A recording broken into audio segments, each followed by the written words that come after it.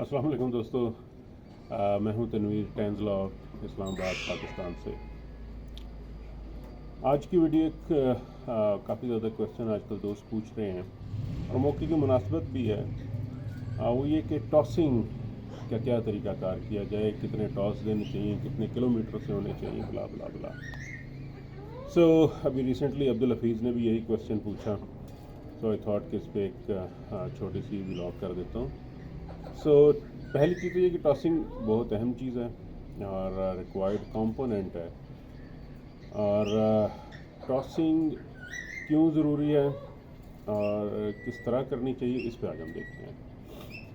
سو tossing جو سی ہے وہ اس لیے ضروری ہے کہ نمبر ایک کہ آپ کا برڈ جو سا ہے وہ باسکٹ کا امیون ہو جائے، اسے جو باسکٹ کا فیئر ہے وہ ختم ہو جائے۔ نمبر دو بات کہ اسے جو ٹریولنگ کا فیئر ہے، کیونکہ آپ گاڑی میں موٹر سائیکل پہ رکھ کے لے کے جاتے ہیں اور اسی طرح جب آپ کی ریس ہوگی تو تب بھی گاڑی میں جائے گی، سو اس ٹریولنگ کے ایکسپیرینس سے تھوڑا سا روشناس ہو جائے۔ اور تھرڈلی یہ کہ جب انہیں آپ لبریٹ کرتے ہیں ایک ان نون جگہ سے، تو وہ اپنے گھر کا راستے کا تعین کر سکے، اورینٹیشن لے سکیں۔ سو یہ وہ پریکٹس ہے جو حقیقت میں لنکڈ ہوتی ہے ریس کے ساتھ، اور اس سے ہم اس سے فائدہ اٹھاتے ہیں۔ اب اس میں یہ چیز ہے کہ ٹاسز کب ہونے چاہیے اور کتنے ہونے چاہیے۔ اگر ہم مختلف فنسیئرز کو ملک کے اندر بھی اور ملک سے باہر بھی اگر ہم ان سے گپ شپ ماریں تو ہمیں پتہ لگے گا کہ ٹاسز کا کوئی فکس اصول نہیں ہے۔ میں نے ایسے بھی دوست دیکھے ہیں جو چھوٹے چھوٹے ڈسٹنسز سے ٹاس کراتے ہیں، وہ بھی ماشاءاللہ اچھی پوزیشن رکھتے ہیں۔ میں نے ایسے بھی دوست دیکھے ہیں جو ذرا زیادہ ڈسٹنس سے ٹاس کرتے ہیں، وہ بھی اچھی پوزیشن رکھتے ہیں۔ میں نے ایسے بھی دوست دیکھے ہیں جو ایک ایک کبوتر کو چھوڑتے ہیں اور وہ بھی ٹھیک کرتے ہیں۔ سو اس کا مطلب ہے کہ میتھڈ تو سارے ہی ٹھیک ہیں، کیونکہ یہ ایک کمپوننٹ ہے ریسنگ کا، تو میتھڈ تو سارے ٹھیک ہیں۔ سو آپ نے کیا کرنا ہے، اپنی روٹین، اپنی اویلیبلٹی کے حساب سے اپنا سسٹم ڈیزائن کرنا ہے۔ وہ سسٹم ایسا ہو کہ جسے آپ کمفرٹیبلی اڈاپٹ کر سکیں۔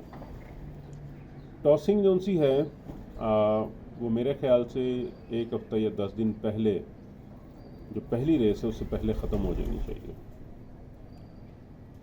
کیونکہ اگر آپ بالکل اینڈ ٹائم پہ جاتے ہیں تو برڈ لاس بھی ہو سکتا ہے، برڈ کا ریکوری ایشو آ سکتا ہے، برڈ ہٹ ہو سکتا ہے۔ سو بالکل ریس کے قریب ٹاس کرنے کی نسبت ریس میں ہی وہ چیلنج دے دینا بہتر ہے۔ یہ میری ذاتی رائے اور میں اسی پہ عمل درآمد کرتا ہوں۔ اسی طرح جو ٹاسز ہیں میں رپیٹ بھی نہیں کرتا، اور جو میرا اسکیجول ہے ابھی تک جو تیسرا سال ہے اس میں میں پہلا ٹاس 10 کلومیٹر سے دیتا ہوں، پھر دوسرا 20، پھر تیسرا 40 اور پھر 80 کے قریب ایک فائنل ٹاس، اور الحمدللہ ٹھیک چل رہا ہے۔ ہماری جو پہلی ریس ہوتی ہے وہ اس دفعہ ہے 100 کلومیٹر سے۔ سو اگر ٹیکنیکلی میں 60 سے 65 کلومیٹر، میکسیمم 70 کلومیٹر کا بھی ٹاس دے دوں تو یہ بہت ہے۔ اسی طرح اگر آپ کی ریس 150 کلومیٹر سے ہے تو تب بھی 70-80 کلومیٹر مور دین انف ہے۔ اگر آپ کے پاس ٹائم بہت زیادہ بچ جائے تو آپ اسے 40-50 کلومیٹر کے ایک دو ایڈیشنل ٹاس دے سکتے ہیں، جسٹ کہ آپ کا شغل بھی ڈیولپ رہے گا اور برڈز کی جو اورینٹیشن ہے وہ مزید ان سنک رہے گی۔ باقی اس سے ریلیٹڈ جو ہے کہ کتنے دن بعد دینا چاہیے، میں ہفتے میں ایک دفعہ دیتا ہوں جب مجھے چھٹی ہوتی ہے، ہفتہ یا اتوار کا دن۔ جو کم فاصلے ہیں، جس طرح اگر کوئی 5 کلومیٹر سے 4 کلومیٹر سے چھوڑتا ہے تو میں بھی 2 دن بعد وہ دوسرا ٹاس دے سکے اگر اس کے بعد ٹائم اویلیبل ہے۔ اور اگر ٹائم اویلیبل نہیں ہے اور آپ ایک ہفتے بعد ٹاس دیتے ہیں، 10 دن بعد بھی ٹاس دیتے ہیں، تو یہ غلط علام ہے کہ برڈ بھول جاتے ہیں۔ برڈ کوئی نہیں بھولتے۔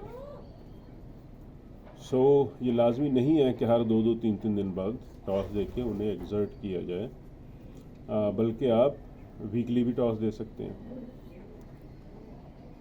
اور ٹاس کی جو ڈائریکشن ہے وہ عمومی طور پہ ٹورڈ ریس ٹریک ہونی چاہیے، اور ٹاس کے اندر جب آپ کے برڈ واپس آتے ہیں، اور یہ عین ممکن ہے کہ بعض اوقات 40 کلومیٹر سے بھی ڈی ٹریک ہو جاتا ہے برڈ، سو نیکسٹ ٹاس کا تعین آپ نے کرنے کے لیے ان تمام لیٹ کورن کو ریکور بھی کروانا ہے.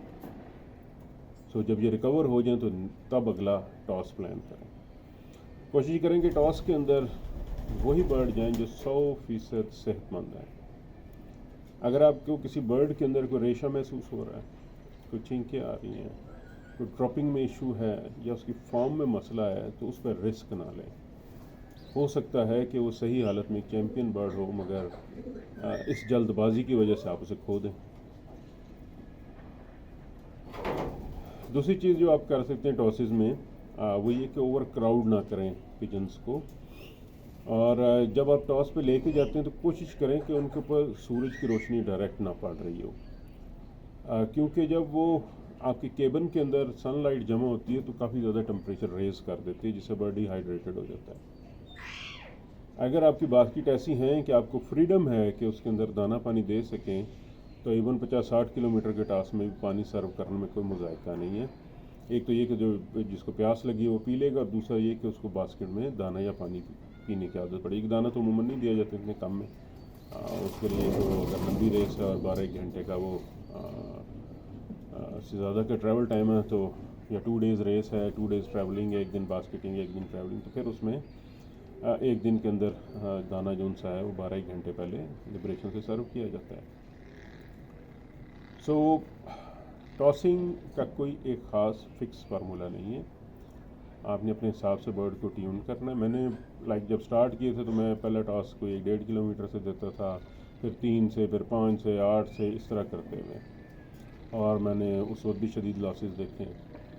ابھی میں کیونکہ ذرا ہائر جمپ کی طرف جاتا ہوں، جس طرح ڈبل کرتا ہوں میں ڈسٹنس کو، کیونکہ جب آپ کا برڈ لافٹ پہ اچھا فلائی کر رہا ہے تو یہ 5-7 کلومیٹر کا ٹاس میری نظر میں تو پیٹرول کا ضیاع ہے. سو 10 یا اس سے زیادہ ہی ٹاس دینا چاہیے تاکہ ان کی اورینٹیشن بھی ڈیولپ ہو، ان کو ایکسرسائز کا بھی موقع ملے. لانگر ریسز جب آتی ہیں تو لانگر ریسز میں کیونکہ برڈ لافٹ پہ فلائی نہیں کرتا، اس دوران آپ کو اسکیجول کرنے پڑتے ہیں ٹاس جس میں برڈ 1-2 گھنٹے کی فلائٹ لے لے، اور شارٹر میں کوئی ایسی خاص ضرورت نہیں ہوتی. سو آئی ہوپ کہ کچھ باتوں کا میں نے احاطہ کر دیا ہوگا، لیکن اگر پھر بھی کوئی چیز ابہام کا شکار ہے، کنفیوژن پیدا کر رہی ہے، تو مجھے کامنٹ کیجیے گا. میں کوشش کروں گا اس کا آئدر آنسر دے دوں یا اس پہ ایک وی لاگ ڈیولپ کر دوں. So thanks for watching. Kareem from Thames Law.